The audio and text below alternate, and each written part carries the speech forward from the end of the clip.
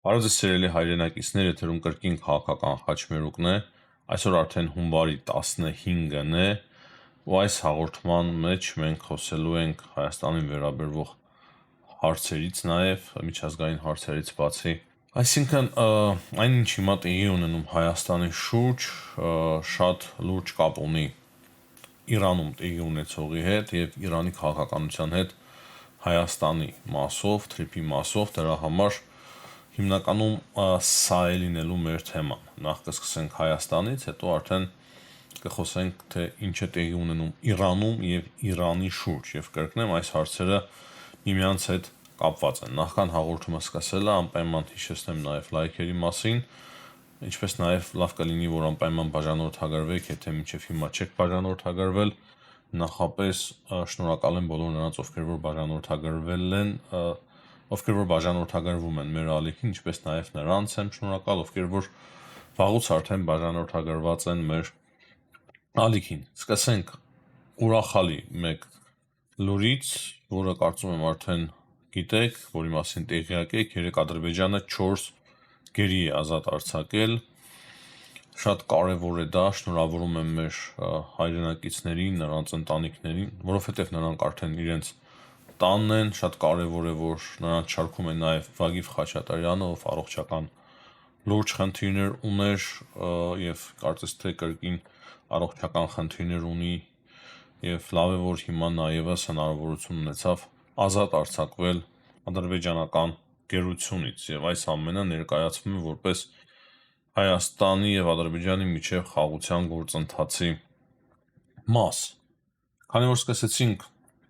հայ-ադրբեջանական թեմայով, ասեմ, որ երեք Ադրբեջանի արտգործնախարարությունը փաստացի ողջունել է այն փաստաթղթի ընդունումը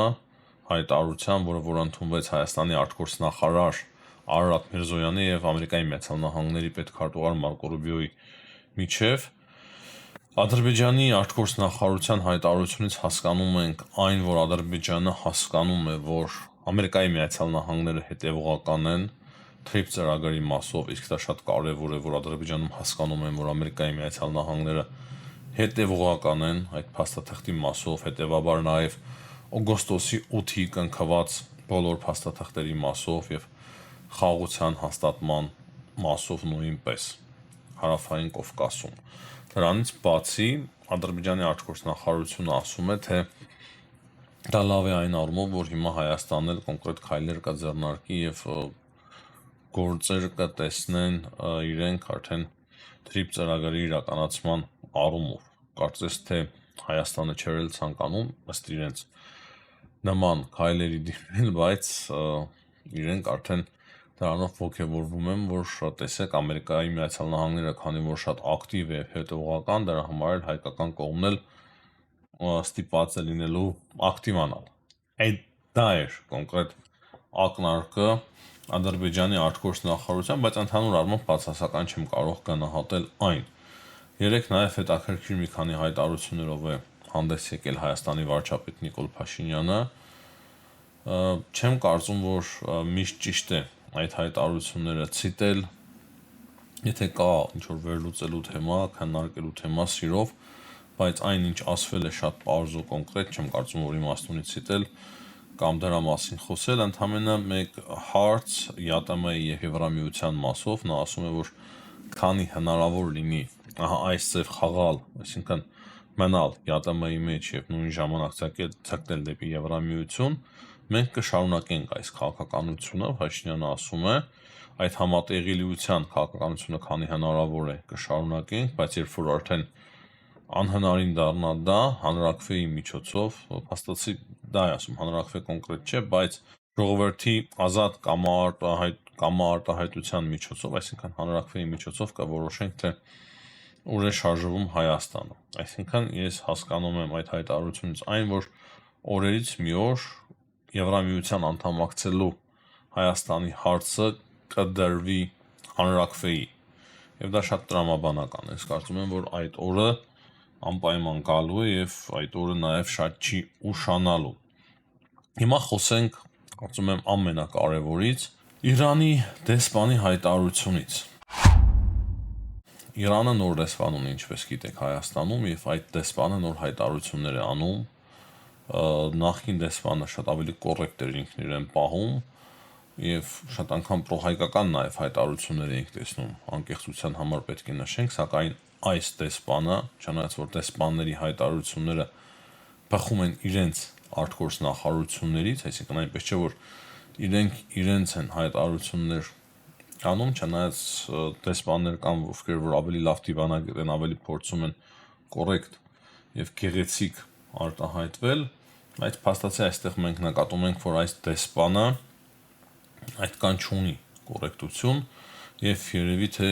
իրավիճակն էլ է փոխվել Իրանում, երևի թե չէ, ես կարող եմ նույնիսկ ասել միանշանակ շատ բան է փոխվել, թե Իրանում եւ թե Իրանի քաղաքականության մեջ Հայաստանի նկատմամբ։ Եվ ինչ է ասում այս դեսպանը, որ Իրանում մտահոգություն կա, որ Հայաստանը վերածվում է հակաիրանական գործողությունների կենտրոնի եւ որտեղից է ինքը գալիս այդ ենթադրությունների, մարդու հանդիծաղ է գալիս, հայм չգիտես ինչ մտածես, նա ասում է, որ ցույցերի մասով, որոնք որ հիմա տեղի են ունենում Իրանի դեսպանատան դիմաց Հայաստանում, իրենք մի քանի անգամ դիմել են Հայաստանի իրավապահներին, բայց Հայաստանի իրավապահները ոչինչ չեն ձեռնարկել եւ այնտեղ հնչում են վիրավորանքներ Իրանի հասցեին, Իրանի ժողովրդի հասցեին եւ նրա խոսքերով Իրանի ժողովուրդը դա երբեք չի մոռանա։ Ուզում ես ասել այդ դեսպանին, թե Հայաստանը ունի իր օրենքները եւ Հայաստանը ժողովրդավարական երկիր է եւ քանի որ ցուցարարները չեն խախտում օրենքները եւ Հայաստանը ժողովրդավարական երկիր է, Հայաստանը չի կարող արգելել նման ցույցեր։ Հայաստանում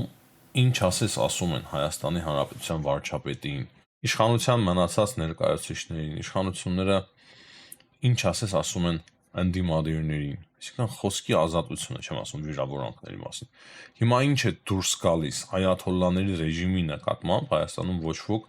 ոչինչ ասելու իրավունք չունի, թե Հայաստանի իշխանությունների հասցեին կարելի է կամ ընդդիմադիր մնացած քաղաքական գործիչների հասցեին կարծիք հայտնել կարելի է, ցույցեր անցկացնել կարելի է, թե իշխանության ներկայացուցիչներին եւ թե ընդդիմադիրներին, իսկ Իրանի դեսպանության մոտ չի կարելի անցկացնել ցույցեր եւ կարծիք հայտնել, աբսուրդ է Իրանի դեսպանի հայտարարությունը, բայց նրա կարևոր ուղերձը այն էր, որ ըստ իրենց Հայաստանը վերածվում է օտար թշնամական ուժերի կենտրոնի, հակաիրանական, եւ դա շատ կարևոր ուղերձ է Հայաստանին։ Նա նաեւ խոսել է TRIPS ծրագրից, ասելով, որ Իրանի մտահոգությունները չեն վերացել այդ ծրագրի մասով, չնայած որ մենք գիտենք, ամիսներ առաջ Իրանի արտգործ նախարարությունը հայտարարեց, որ իրենց բոլոր մտահոգությունները հաշվի են առնված հայկական կողմից եւ Հայաստանի իշխանությունների պարզաբանումներով նրանք վերջնական համոզվել են, որ Իրանի կարմիր գծերը չեն հատվում TRIPS ծրագրով, բայց հետո մենք տեսանք, որ կրկին Վիլայաթին Իրանի հոգևոր առաջնորդի խորհրդական այդ ադրբեջանցի հոգևոր առաջնորդի խորհրդականը ինչ հայտարարություններ է անում կոնկրետ TRIP-ի մասով։ Հիմա իմ պատկերացումը եւ համոզումը այն է, եւ ես խոսում եի դրա մասին օրեր առաջ, որ այս ապստամբությունից հետո, եթե Իրանին հաջողվեց խեղդել այդ ապստամբությունը արյան մեջ, շատ բան է փոխվելու նաեւ մեր տարածաշրջանում։ Ես դեռ կխոսեմ, թե ինչ է տեղի ունենում Իրանում կամ ինչ է տեղի ունենում Իրանի շուրջ եւ ինչ գործողություններ կարող է տեղի ունենալ Իրանի հետ մոտակա 24 ժամերի կամ 48 ժամերի ընթացքում կամ 1 շաբաթ անց, բայց փաստը այն է, որ Իրանի հռետորաբանությունը Միացյալ Նահանգների նկատմամբ շատ է փոխվում եւ այն ավելի կոշտանում է։ Իրանի մոտեցումները շատ են փոխվելու նաեւ Հայաստանի մասով։ Իրենք արդեն ասում են բացեբաց, որ TRIP-ը Զանգեզուրի միջանցքից որևիցե ձևով չի տարբերվում եւ եթե արտգործ նախարարությունը ամիսներ առաջ ասում էր, թե Իրանի կարմիր գծերը հարկվում են, հիմա ասում է, որ այդ կարմիր գծերը հատվում են, փաստացի դա է դուրս գալիս իրենց հայտարարություններից, այդ Վիլայաթին պարզ շատ խոսում է դրա մասին եւ հիմա այս փաստաթուղթը, որը որ ստորագրվեց Ամերիկայի Միացյալ Նահանգների հետ, այս հայտարարությունը վերջին ավելի է զայրացրել իրանցիներին իրանք ամերիկացիների մեջ տեսնում են ուղիղ թշնամի, դրանից բացի ռուսներն էլ կողքից շատ են օգնում այդ գործին, եւ իմ համոզմամբ այս պահի դրությամբ Իրանը ցավոք սրտի վերածվում է բարեկամից արդեն սպառնալիքի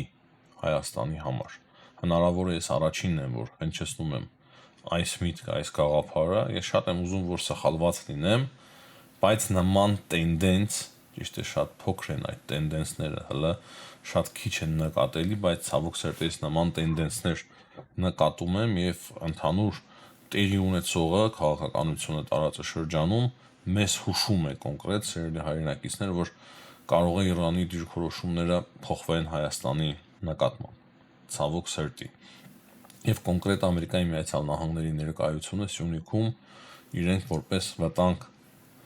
դիտարկեն։ Արդյոք Իրանը կարող է գործողությունների դիմել ընդդեմ Հայաստանի եւ Սյունիքի։ Ես չեմ ուզում որևիցե բան չափազանցնել, մեծացնել եւ որպես մեծ վտանգ ներկայացնել, կասեմ միայն մեկ բան, որ եթե նախկինում Ադրբեջանը եւ Թուրքիան էին մեզ համար շատ լուրջ սպառնալիք, ապա այս պահին կարևոր է որ Հայաստանի ազգային անվտանգությունը կոնկրետ դիտարկի նաեւ Իրանը նույնպես որպես սպառնալիք Հայաստանի տարածքային ամբողջականության համար։ Մեծ ցավով եմ ես սա նշում եւ շատ հույսով եմ, որ ես սխալվում եմ, բայց մեծ ուշադրություն է պետք հիմա դարձնել հենց հարավային ուղղությանը, այսինքն Իրանին եւ իրանական գործողություններին։ Ու սահուն ձևով առաջարկում եմ անցնել թե ինչ է տեղի ունենում Իրանի շուրջ, որպեսզի մենք ավելի լավ հասկանանք հիմա այդ ամենը։ Reuters-ը հաղորդում է, որ Իրանի նկատմամբ հնարավոր են ռազմական գործողություններ արդեն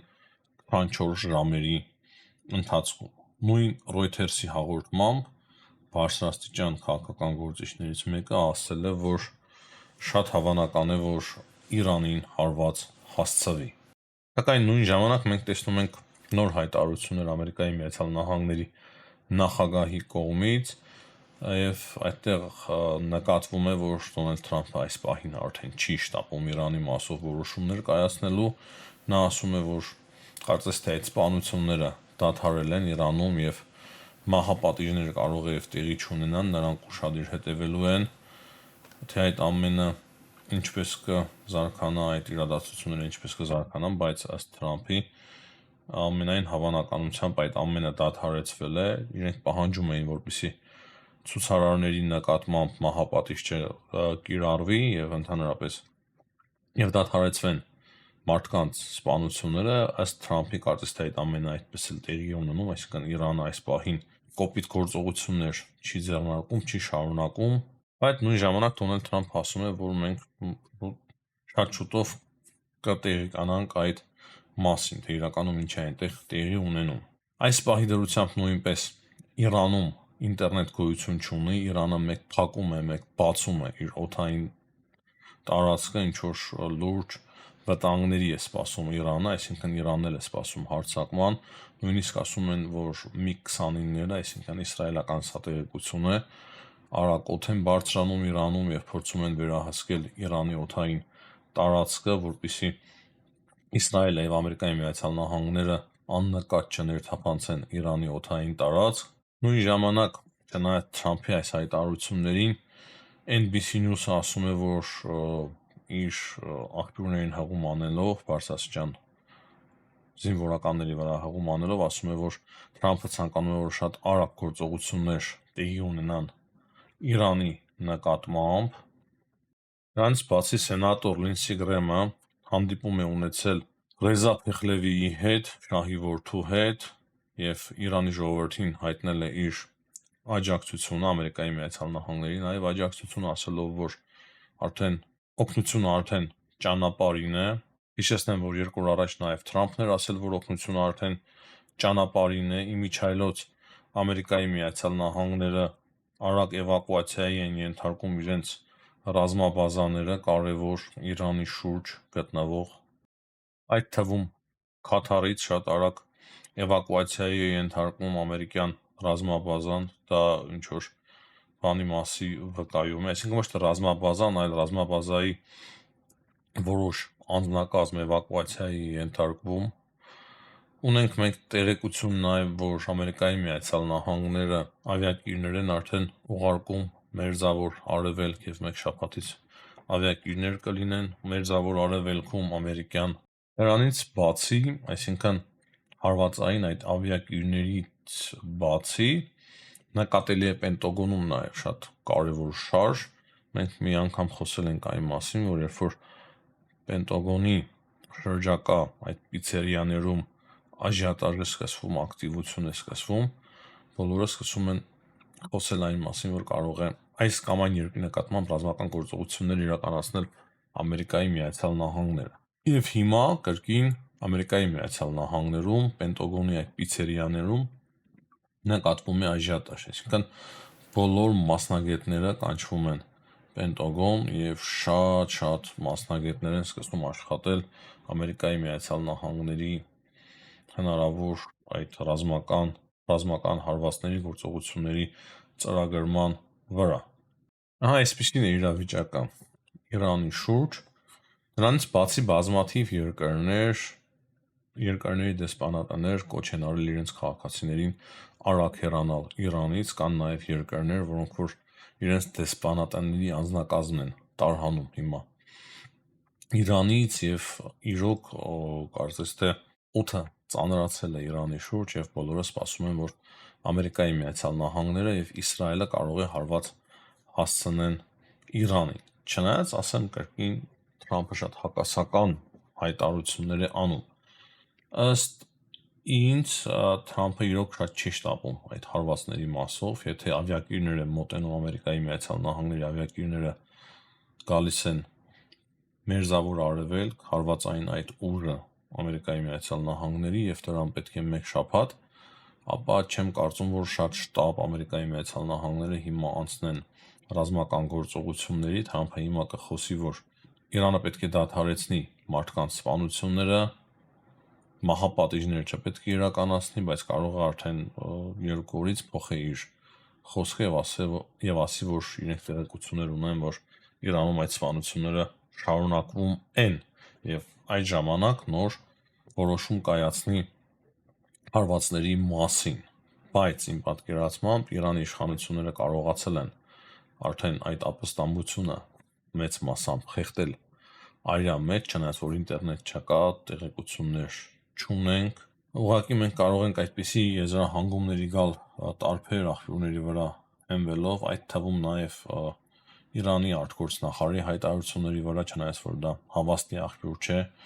ինքն էլ ամերիկյան հեռուստաընկերություններից մեկին հարցազրույց տալով ասում է, որ հիմա արդեն իրավիճակը ստաբիլացվել է, Իսրայելին է մեղադրում տեղի ունեցածի մեջ, ասում է, որ տերորիստներ էին պատրաստել ուղղորդել եւ նրանք կրակ էին բացում մարդկանց նկատմամբ, իրենց ցուցարարներին ոչինչ չեն արել, բայց այդ մարդկանց, ովքեր որ կրակ էին բացում ոստիկանների վրա կամ ցուցարարների վրա, դրանց են ոչնչացրել, մեղադրել է Իսրայելին եւ ասել է, որ Իսրայելը ամեն ինչ անում է, որպեսզի Միացյալ Նահանգներին ներքաշի պատերազմի մեջ։ Ահա սա է հիմնականում տեղի ունենում Իրանի շուրջ, կան նաև տեղեկություններ, որ այն զորավարժությունները, որոնց որ մասնակցում է Ռուսաստանը, Չինաստանը եւ Իրանը, BRICS-ի շրջանակներում Չինաստանը արդեն հրաժարվում է, որպեսզի Իրանը մասնակցի այդ զորավարժություններին, այսինքն Չինաստանը փորձում է ինչ-որ չափով նաև դիստանցավորվել, այս տեղեկությունները պետք է նաև ստուգել, բայց կան նման տեղեկություններ։ Կրկին վերադառնալով Հայաստանին, ահա այս բարդ իրավիճակում, որ ձեզ համար ավելի արդեն պարզ է դառնում, Իրանի հեռուստատեսությունը ցավոք սրտի փոխվում է Հայաստանի նկատմամբ, Սյունիքի նկատմամբ եւ TRIP ծրագրի նկատմամբ, եւ դա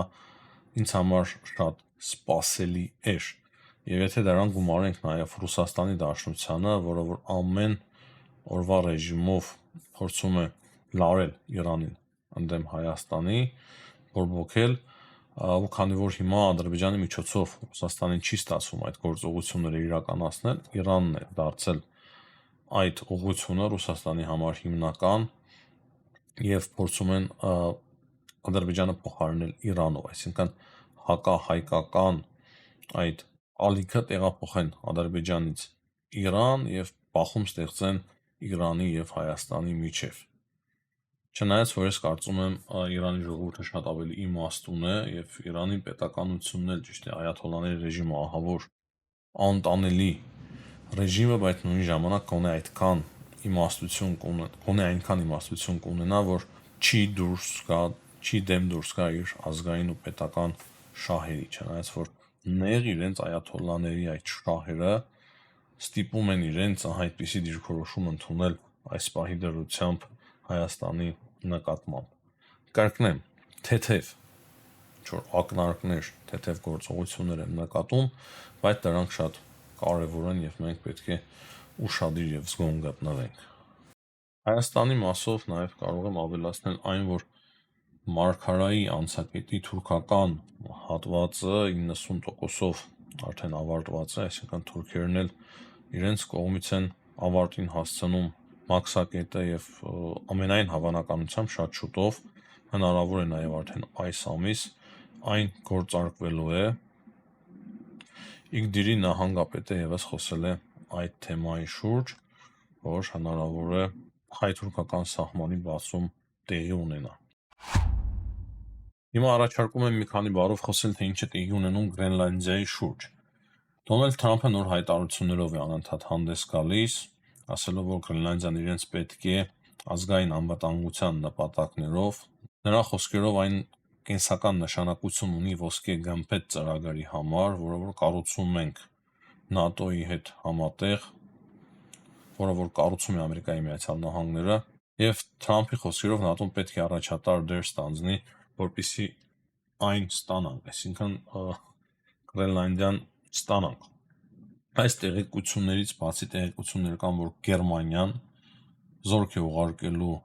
Գրենլանդիա, ինչպես նաև հետո տեղեկացանք, որ Ֆրանսիան նույնպես,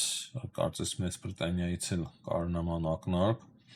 Ընդհանուր առմամբ եվրոպացիները, եվրոպական մի շարք երկրներ իրենց ռազմական ներկայությունն են ավելացնելու Գրենլանդիայում։ Դրանից բացի Ամերիկայի Միացյալ Նահանգներում հանդիպում տեղի ունեցավ Գրենլանդիայի եւ Դանիայի արտգործնախարարների ու Մարկո Ռուբիոյի եւ Ջեյդի Վենսի միջև։ Նախնական տեղեկություններով համաձայնության իրենք չեն եկել, քանի որ սկզբունքային շատ լուրջ տարաձայնություններ կան Դանիայի, Գրենլանդիայի եւ Ամերիկայի Միացյալ Նահանգների միջև։ Կա կարծիք, այսինքն կա նաեւ տեղեկություն, որ Ամերիկայի Միացյալ Նահանգները 700 միլիարդ դոլար են առաջարկում Գրենլանդիայի դիմաց, բայց Դանիայի իշխանությունները չեն համաձայնվում դրան, եւ դրա համար իրավիճակը բավականին բարդ է մնում նաեւ Գրենլանդիայի շուրջ։ Ինչ վերաբերվում է ռուս-ուկրաինական պատերազմին, շատ կարճ կասեմ եւ դրանով ավարտենք, որ նոր տեղեկություններ ենք ստանում, որ կրկին Դոնալդ Թրամփը Վիտկոֆին եւ Կուշներին ուղարկելու է Մոսկվա շատ շուտով, որպեսզի նրանք հանդիպեն Վլադիմիր Պուտինի հետ։